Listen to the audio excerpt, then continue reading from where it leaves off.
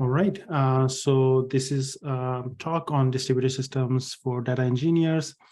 I am Tosif Liaquat. I was born in UAE. I was raised in Pakistan. I moved to Germany to do my master's and work there for Nokia for some time. And then around 10 years ago, I came to US.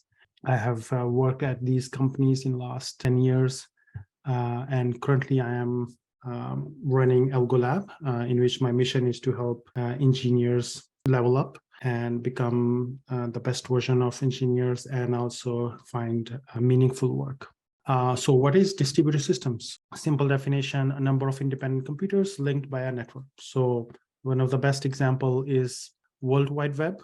So we are using internet to connect to this conference and all, there is no one, many of the computers in the internet are working together to have us see this conference and talk with each other. If you're a data engineer, you build some pipelines, you pull data from different databases, manipulate that data, and then store it some other place. So that is an example of distributed systems as well, right? When we are working on anything, we are dealing with distributed systems. So it's like fundamentals, like how two computers talk with each other. And there are many fundamental problems that we need to solve to make a system work reliably. For example, now I'm talking with you on this meeting. What is happening behind the scene is many algorithms which are trying to make sure that this stream is reliable. You can hear me properly, you can watch me properly, right? So that is why we need to learn distributed system, is to understand how we can make things more reliable and make them work on the internet.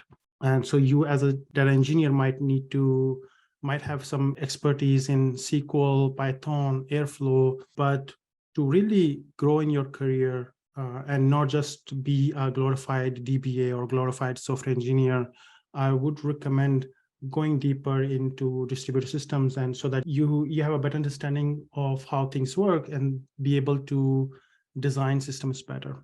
Many times I've seen people write scripts on Python or write APIs, AP calls, and because they have less understanding of how there could be faults in the system, or there could be what is latency, and not thinking about those things, they write queries, SQL queries or Python code that is very inefficient and that costs a lot of money.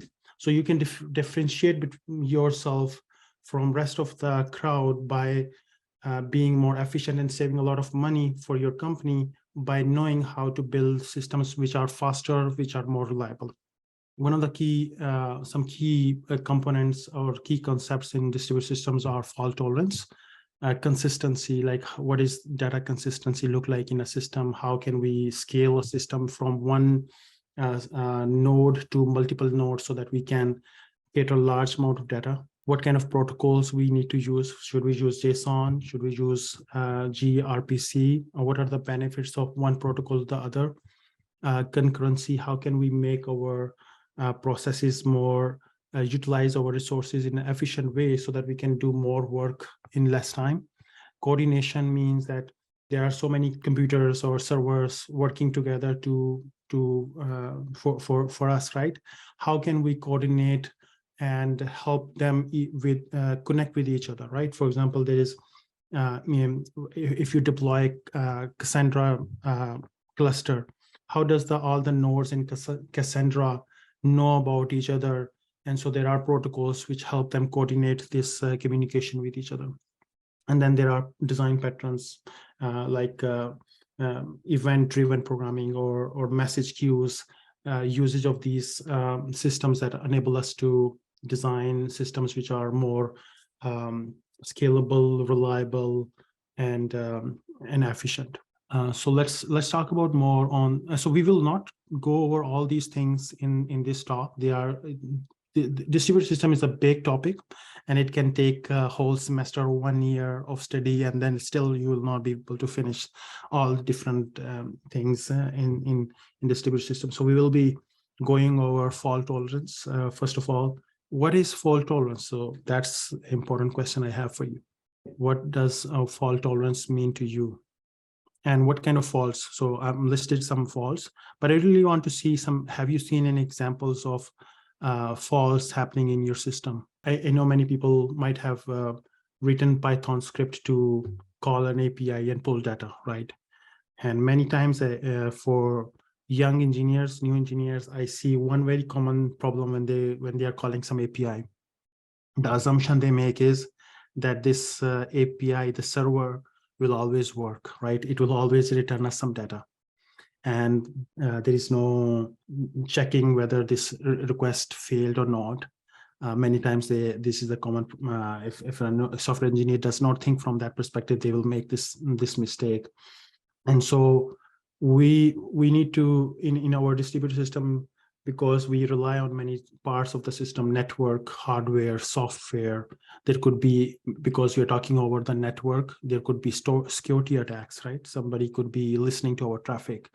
There could be some configuration error. Even the software is good, but the configuration was changed.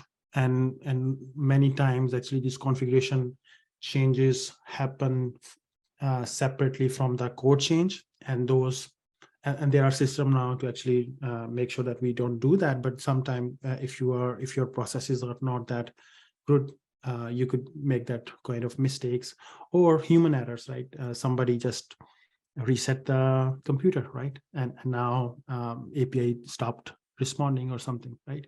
So there could be lots of errors that can be happen.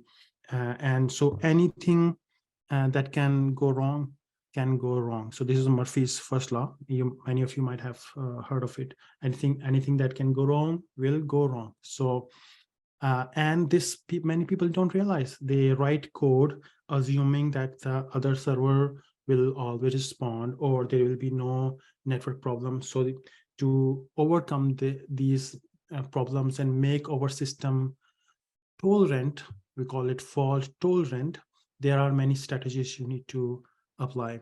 For example, if you are calling an API, you might want to check for errors and see if server responded anything, or if the server was down, maybe we need to retry, right? And then we need to think about how many times we should retry. Should we retry as many times as possible, or we should stop retrying after some certain number of retries, right? We have to think about these things. And then should we retry after every 1 second, or should we do retry with back off delays, right? That means that you retry after 1 second, then 10 seconds, then 1 minute, and then 5 minutes, and then you stop. You say, okay, this guy is not responding, so I'm not going to retry anymore. But you give some chance for the other party to get a reset or get better. Otherwise, if you're not taking care of how many times you retry an API call, you will actually cause more problem for the system. So we need to make sure that we are taking care of it. Okay, to make a system fault tolerant, there can be many techniques. And so one of the, these are some of the techniques, and we will not be able to go for all of them. But let's talk about replication. Replication means that you replicate your data into multiple servers. And so one server goes down, then you have other server to get the data from, right? So that's a very common way to make sure that we don't have one point of failure, right? Similarly, redundancy is about having like if you have a server, backend server, which is a stateless server, so you create multiple instances of it and make sure that if one goes down, there are other replicas or redundant servers that can take over. And to help manage them, we use load balancer in front of them so that we can send the traffic to multiple redundant servers. Another technique, which is data partitioning. Data partitioning is a mechanism where we break our data into smaller chunks and put those smaller chunks in separate servers. And now if one server goes down, that means we only lost for some time that chunk, availability of that chunk, but other chunks are still available. There are other benefits of partitioning as well, but from our fault tolerant point of view, that's what we will focus on. Then checkpoints is another example where you have certain checkpoints. After that, you create a backup of your system and then restore that backup whenever you need or whenever you need. So checkpoints is like a system where after every certain time you make a backup of your system. Graceful degradation is a way of making sure that if something goes wrong, your users are not certainly like the impact of that is gradual, or we make it graceful degradation of the service for the users instead of making everyone not making everyone suffer, right? For example, for example, if your server goes down, one of the server goes down, one option is that we make everyone all the users don't get anything from us. Or the other option is that we have now redundant systems, but they are not able to fulfill the request of all the systems because one of them is down. So what we can do is we reduce the we increase the latency, or we make everyone a little slow by distributing their load in such a way that we are not making certain users suffer, right? So there are ways to do this, to make sure that if something goes wrong, we gracefully degrade instead of making some showing 404 to the users. Isolation is a mechanism where we know if one system can go wrong or one server can go down, we build boundary and isolate the impact of those breakages or a downtime, and isolate it, and so that other dependent systems do not get too much affected by it, right? But let's focus on replication for now. What is replication? We have a database server and we create multiple replicas of that server. And what is the benefit of this is that if the primary server goes down, for example, this goes down, some other replica will take over as its responsibility to fulfill the requests of the users. So this is a very, very common way to make sure that we have no one point of failure for our system. So when we are adding replication in our system, we need to answer some questions. For example, how do we keep multiple copies of the data consistent with each other, right? So there are now, if we have added 3 replicas, data consistency is now an issue, because when something comes for some new data comes for writing, we need to replicate it to the other servers which are over the network, right? They could be in some other data centers as well, right? So there is a delay between the write came to one node and then it get replicated to other nodes. Then there are other questions like, how do we deal with failed replica nodes? Like, for example, one replica was restarting while some write request came, and so now this write was not replicated to this replica. So what will happen then? Should we replicate data synchronously or asynchronously? We'll talk about it in a next slide. And how do we handle concurrent writes, right? So there are multiple users, they are trying to write the same data. And if we have replicas, then where are those, how are those writes getting to get replicated? Like, who will win if they are concurrent writes, right? Whose write will be accepted and whose write will not be accepted because of the concurrent nature of it and the conflict, possibility of conflict there. Then another question that we need to think about is what consistency models need to be exposed to the end programmer, right? So when we are, you might have heard of eventual consistency or strong consistency. That means that the data, the user who wrote the data and the other user who is trying to read the data, what are the inconsistencies between those reads and writes sides? How much delay can be between their when the consistency happens. So then there are strong consistency model where we make sure that if we have written data, then after that write, everyone who reads should read the data which was written. And then there are eventually consistent model and there are very vast range of other models within them to explore and answer as well. So let's talk about synchronous and asynchronous replication. So in the top here, we have a client which is doing a synchronous replication, it tries to write, or the system is doing synchronous replication. And so client sends a write request. The primary database will write it into its local database, local file, and it will send a request to its secondary to write it as well. It will send it a write request to another node as well, and they will take their own time to complete the write, and they will respond back that we have written. After this time, all the time when we have gotten responses from all the replicas, then we respond back to the client that yes, we have written our data now. So the benefit of this synchronous replication is that after this write is complete, anyone who reads the data from secondary or secondary true will get the X. But the disadvantage of this replication is that it takes longer. The client will have to wait longer to get the confirmation if the write has happened or not. Now the asynchronous replication is faster because the client says, okay, write this primary will write to locally and then respond back that I have done the write.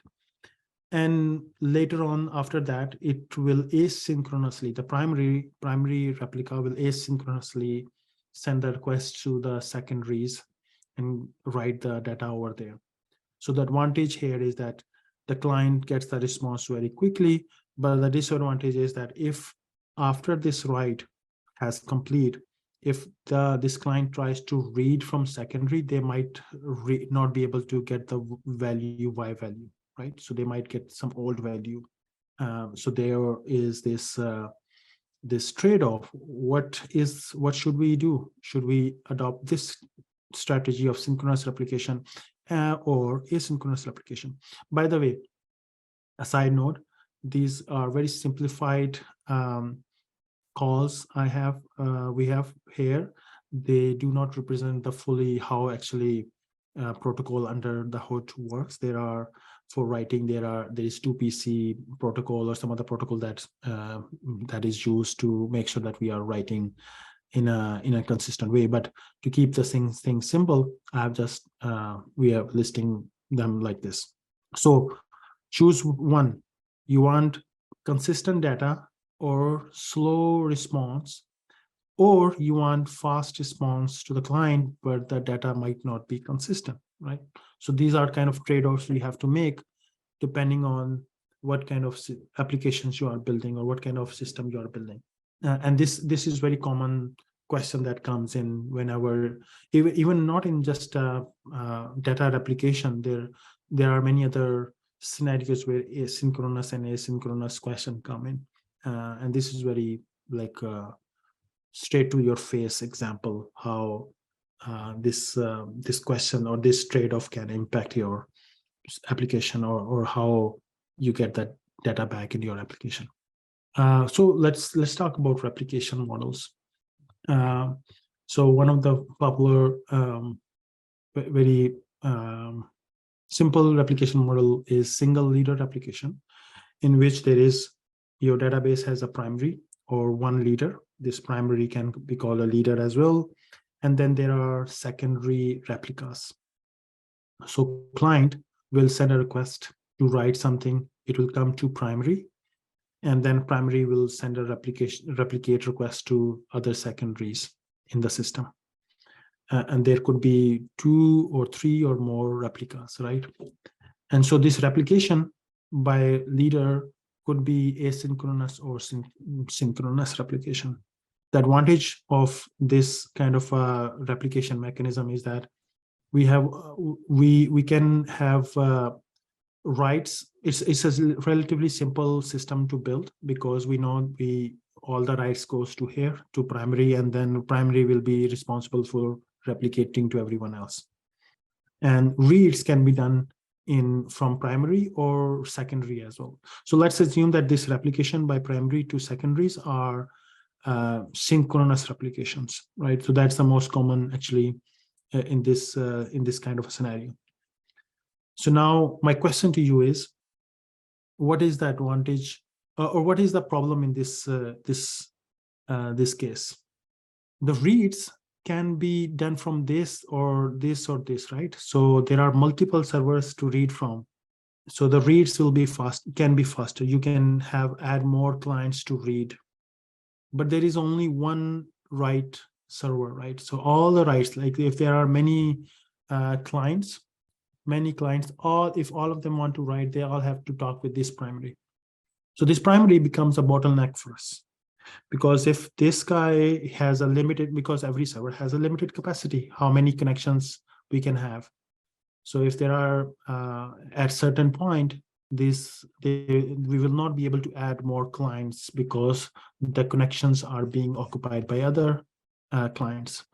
So the bottleneck in this scheme is that our writes are limited by the capacity of this primary server. And also, well, there is a cost. Whenever write comes, primary has to go and replicate everywhere. So this write is not fast. This write is a little slow because it has to talk with everyone to write, right? So what can we do better now?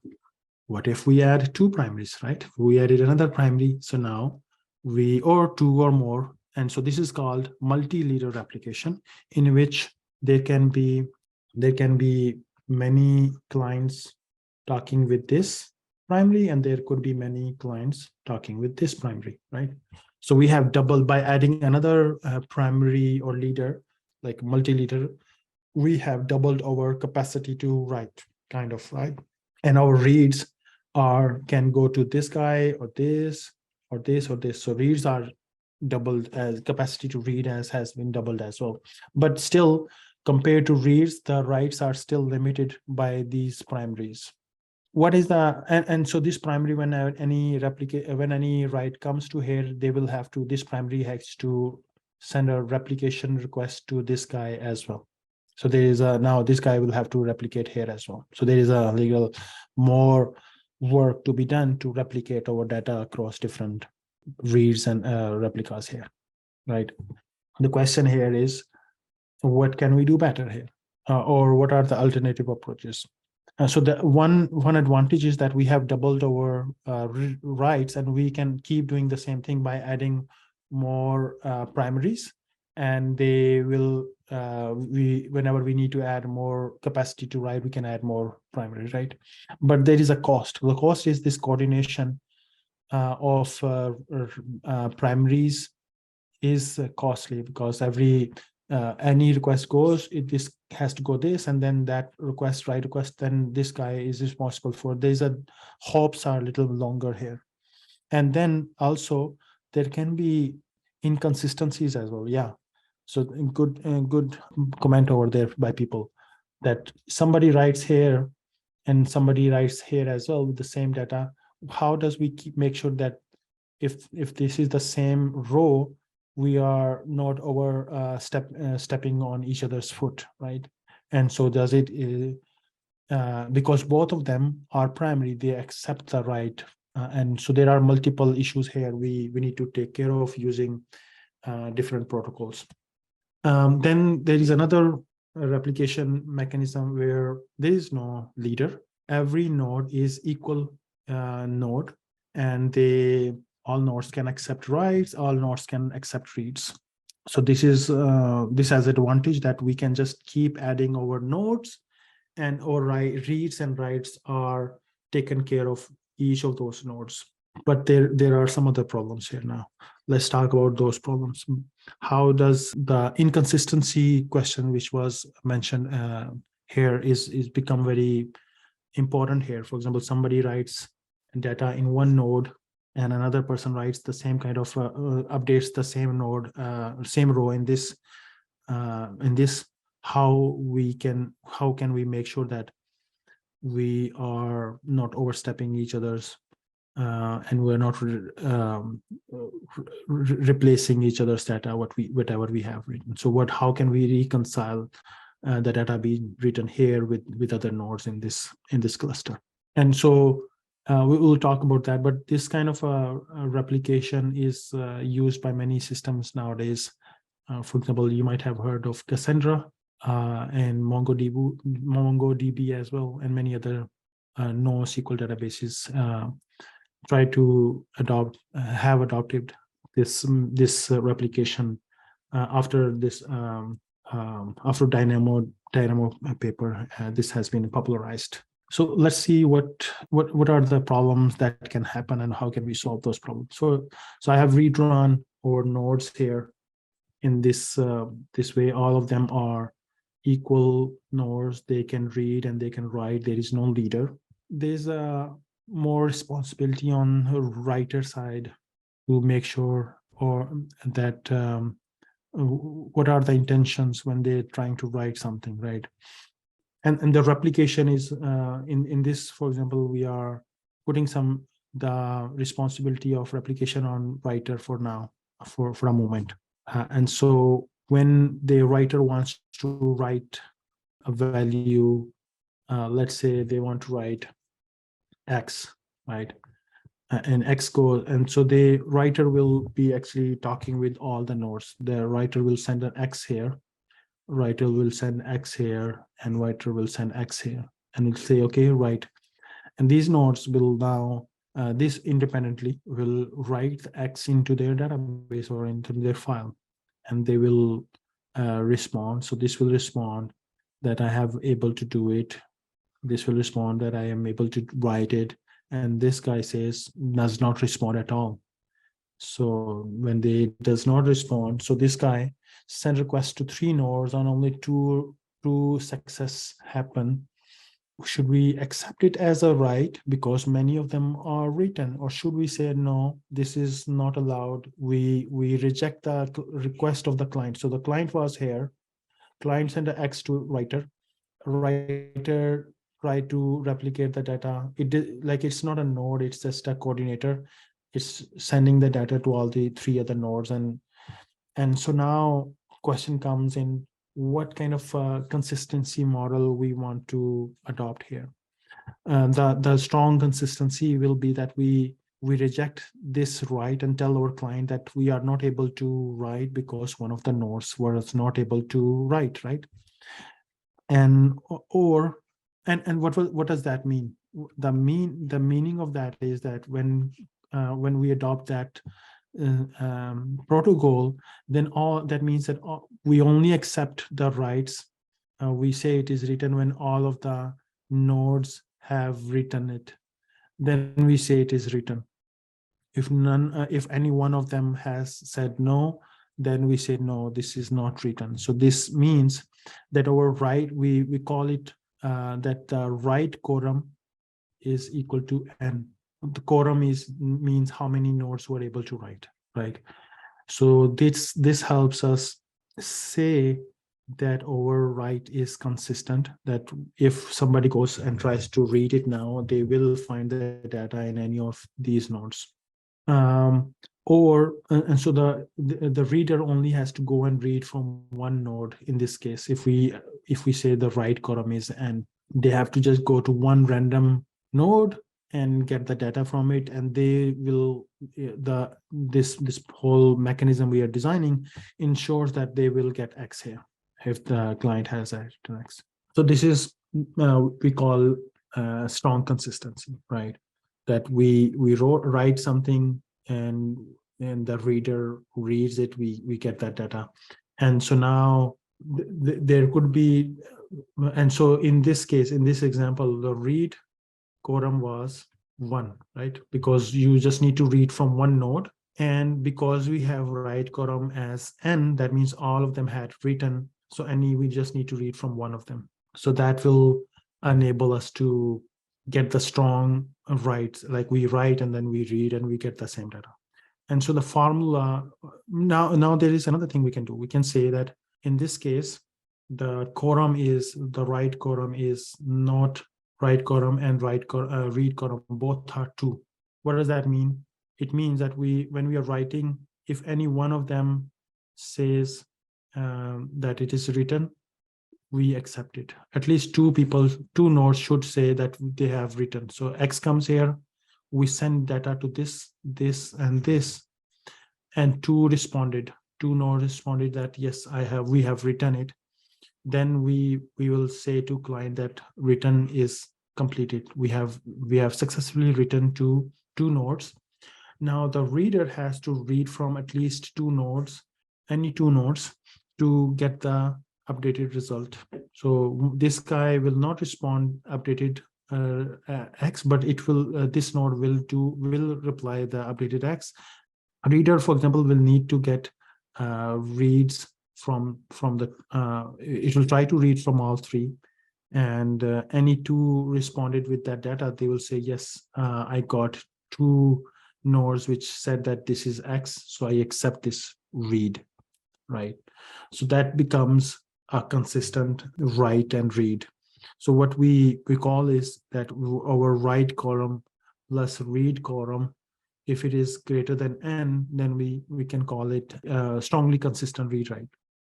So for example, in this total nodes are 3, and so our write quorum plus read quorum has been 4. And but in this case, we needed to write to multiple nodes, read from multiple nodes as well. So it's like there's a trade-off we have to make, that how much faster we want. Do we want our reads to be faster, or do we want our writes to be faster?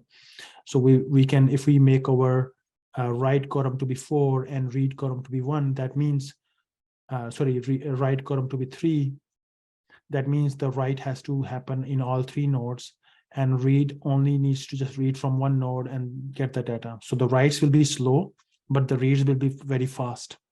Or we can do is we say that write quorum is 1 and the read quorum is 3. In that case, we just need to write to any one, and the reader will have to read from all 3 to see where the data is. And so the writes will be very fast because we just need to write to one node, and then, but the reads will be slow in this case. So you need to, based on your application, you decide on consistency, what kind of quorum should you have for reads and writes. And if you lower this number from, like, if you break this thing, if read plus write consistency is not greater than n, then you need to then you go into this eventual consistency model, right? So this is an example of trade-offs we have to make when we are doing replication, and when we are doing, and why we are replication, or why we are doing replicating our data. By the way, why do we need to set these quorums and this and that, right? You never heard of it. Most of you might not have ever heard of it.